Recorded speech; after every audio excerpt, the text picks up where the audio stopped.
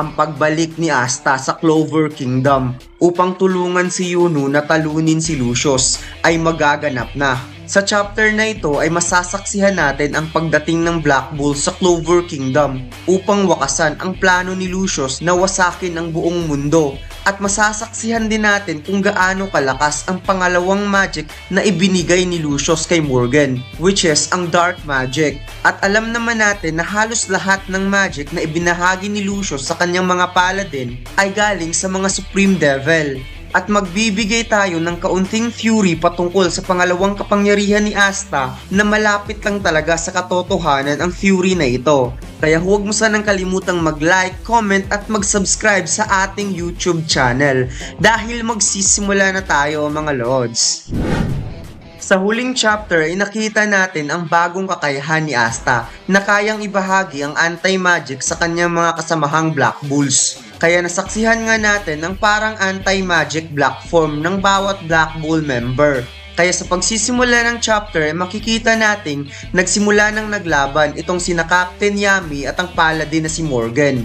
Makikita nating gumagamit si Captain Yami ng Dark Magic Black Moon upang protektahan ang kanyang sarili sa ginagawang pag-atake ni Morgan. Habang ang mga naglalakihang gusali sa kinatatayuan ni Captain Yami ay gumuguho sa sobrang tindi ng kanilang laban. Na-impress si Morgan kay Captain Yami dahil sa haba ng panahon na hindi sila nagkita ay malayo na daw ang narating ni Captain Yami dahil mas lalo itong lumakas compare sa Yami na nakilala niya noon at inaasahan niya talaga ito kay Captain Yami. However, hindi daw yun sapat upang talunin siya at humingi nga ng tawad itong si Morgan kay Captain Yami dahil hindi daw niya sasayangin ang kanyang oras sa mahabang pakikipaglaban. Kung kaya, gagamitin na niya ang isa pang magic attribute na ibinigay sa kanya ni Lucius upang tapusin na kaagad ang buhay ni Captain Yami. Kaya dito nga ay biglang nagulat si Captain Yami sa mga sinabi ni Morgan dahil ang magic pala na ibinigay sa kanya ni Lucius ay walang iba kundi ang Dark Magic.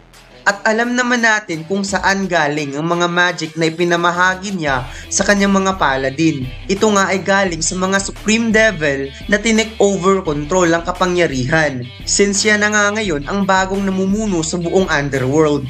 At makes sense na ito pala ang tunay na kapangyarihan ni Lucifugus dahil walang ibang dahilan kung bakit namatay itong si Morgan kundi ang pagligtas niya kay Nak sa nagaganap na binding ritual sa pagitan ni Nak at Lucifugus. Subalit hindi nga natin alam kung ano ang magic na ipinakita ni Lucifugus noon sa naganap na binding ritual. Ngunit ngayon ay parang ito na ang tunay na kapangyarihan ni Lucifugus, ang Dark Magic. Makikitang si Morgan ay gumagamit ng sword sa pamamagitan ng Light Magic at Dark Magic. Ang napansin ko dito ay nagagawa niya ang mga magic spell na kayang gawin ng First Wizard King. Dito nga ay biglang umatake itong si Morgan gamit ang kanyang Dark Magic. Buti na lang ay pinoprotektahan ni Captain Yami ang kanyang sarili gamit ang Dark Magic Black Moon sa ginawang pag-atake ni Morgan. Sinabi ni Morgan na si Captain Yami daw ang mas nakakaalam kung gaano kalakas ang magic na ito since Dark Magic ang tinataglay na kapangyarihan ni Captain Yami. Habang makikita ang napaka-inosenteng hindi makabasag pinggan ng ngiti ni Morgan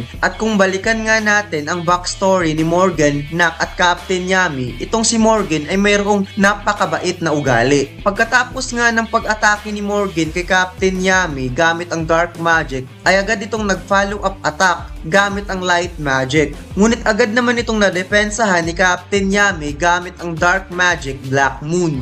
Habang dinedepensahan ni Captain Yami ang pag-atake ni Morgan, ay kanyang naramdaman ang ibang level ng Dark Magic output ni Morgan na parabang nilalamon siya ng kadiliman. Hindi na malaya ni Captain Yami na paparating na pala si Morgan upang atakihin siya gamit ang dalawang sword na may taglay na Dark Magic at Light Magic.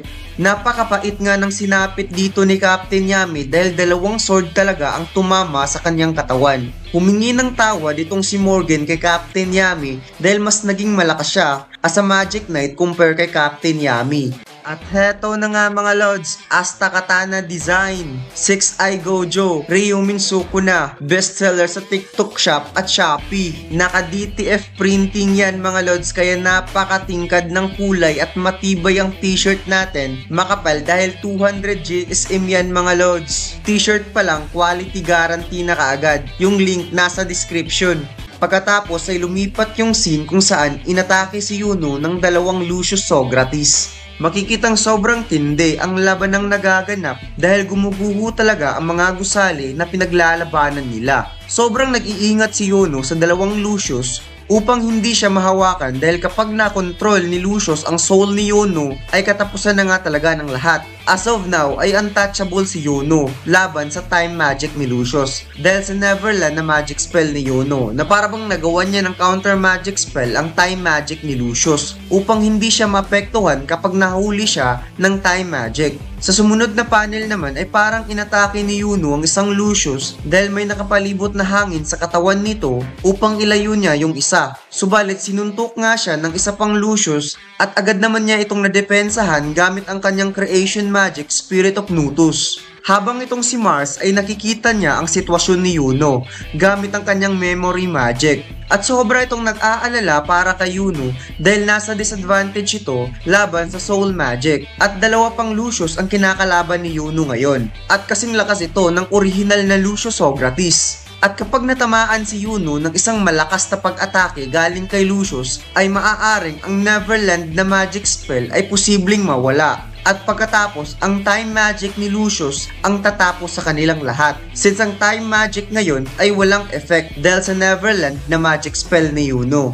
Pagkatapos ay lumipat yung scene sa iba pang mga Magic Knight Captain. Nakaharap ang iba pang clone ni Lucius. At makikitang sobra itong nahihirapan na kalabanin ang bawat isang clone ni Lucius Socrates. Makikitang magkasama itong sina Captain Charlotte at Captain Vengeance laban sa dalawang Lucius. At ito namang si Captain Kaiser ng Purple Orca ay muli nang nakatayo galing sa pagkatalsik dahil natamaan nga ito ng isang malakas na suntok sa isa sa mga clone ni Lucius. Habang itong si Captain Real naman ay ginamit ang kanyang Twilight Valhalla kasama ang kanyang mga squad member laban sa isa pang Lucius Socrates. Habang yung isang Lucius ay dinodomina ang iba pang mga Magic Knight lalo na sa mga hindi kaano kalakasan compare sa mga Magic Knight Captain. Sinabi ni Lucius na oras na daw upang tapusin ang mundong ito habang nakikita niyang bumabagsak ang lahat ng mga Magic Knight na nakakalaban niya.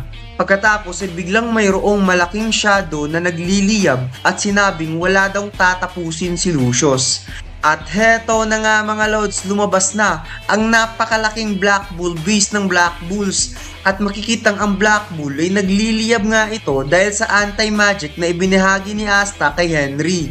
At sa tingin ko mga lods, ang shadow na iyon ay ang shadow magic teleportation ni Vice Captain Nak na may kasamang anti-magic. Nagulat nga dito ang isang Lucius sa pagdating ng anti-magic Black Bulls. At parang dito na naman ata magsisimula ang Black Bull Squad upang ipakita sa lahat ng taga Clover Kingdom kung gaano talaga kalakas ang team ng Black Bulls. At naiiba ito sa lahat ng squad dahil palagi itong masama at hindi maganda ang imahe nito sa lahat ng tao sa Clover Kingdom. At heto na nga mga lods, lumabas na ang team ng anti-magic Black Bulls and I think hindi talaga mapipigilan ng Black Bulls dahil sa anti-magic nito. At dahil dyan ay may theory kung may tunay talagang magic itong si Asta dahil sa friendly magic na ginawa ng author na kayang pagsamahin ang tunay na magic at ang anti-magic. Ito ay dahil posibleng may tunay na magic na maawik si Asta sa final arc ng Black Clover kasi in that case hindi na makakancel out kapag mayroon siyang real magic kung may friendly anti-magic naman siya, diba? Na kayang pagsamahin ang real magic at anti-magic. At sa tingin ko, ma-acquire ni Asta either absorb magic ng kanyang ina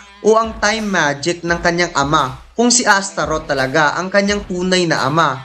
Malay natin nasa katawan lang talaga ni Asta si Astaroth o si Libby talaga ang tunay na Astaroth. Kaya gagawa tayo ng separate video patungkol dyan mga lods. Dito nga ay ginamit ni Vanessa ang kanyang thread magic upang ikalat sa iba't ibang lugar ang bawat member ng Black Bulls at sa tulong na rin sa special magic ni Finral. Pagkatapos ay lumipat yung scene kung saan pabagsak na si Captain Yami dahil sa ataking ginawa ni Morgan. Habang pabagsak na nga itong si Captain Yami ay mayroong shadow na biglang lumitaw sa harap ni Captain Yami at ito nga ang shadow ni Vice Captain Nak. Pagkatapos ay lumabas sina Vice Captain Nak kasama si Ichika upang iligtas si Captain Yami. At may napansin akong may naguguluhan sa pangalan at apelyido ni Captain Yami. Lubos-lubusin ko na to mga lods dahil last na to, December pa ulit next chapter. Sa Japan kasi mga lods, mas nauna yung apelyido pagkatapos pangalan.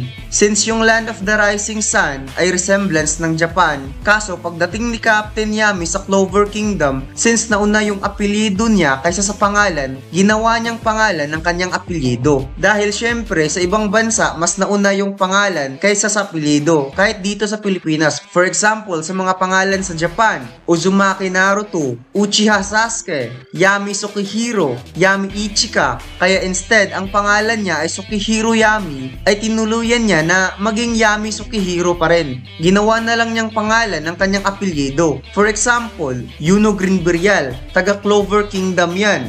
Rendon Labador, taga Pilipinas yan. O diba mas nauna yung pangalan kaysa sa apelyido? Sino dito idol si Rendon? Please comment down below.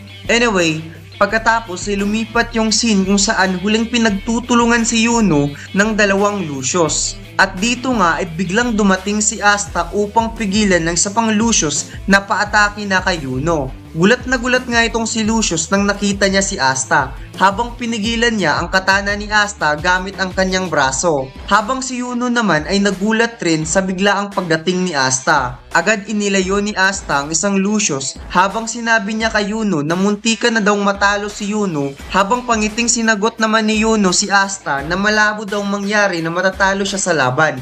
Pagkatapos ay sabay sinabi ng dalawa na siya lang ang nag-iisang makakatalo kay Lucius Socrates upang maging sunod na Wizard King. At makikitang ang tunay na Lucius ay nakikita niya sina Yuno at Asta na sabay na lumalaban upang talunin siya. Habang sina Asta at Yuno naman ay masayang magkasamang lumalaban upang muling patunayan kung sino sa kanilang dalawa ang karapat-dapat na maging sunod na Wizard King ng Clover Kingdom. At yun lang mga lods. Tanggapin na natin na December pa talaga ang chapter 369 para di tayo masaktan. Hayaan na natin silang maging malaya at masaya. Char. At yun lang mga lods. Salamat. Mag-a-upload pa rin ako ng maraming theory patungkol sa Black Clover.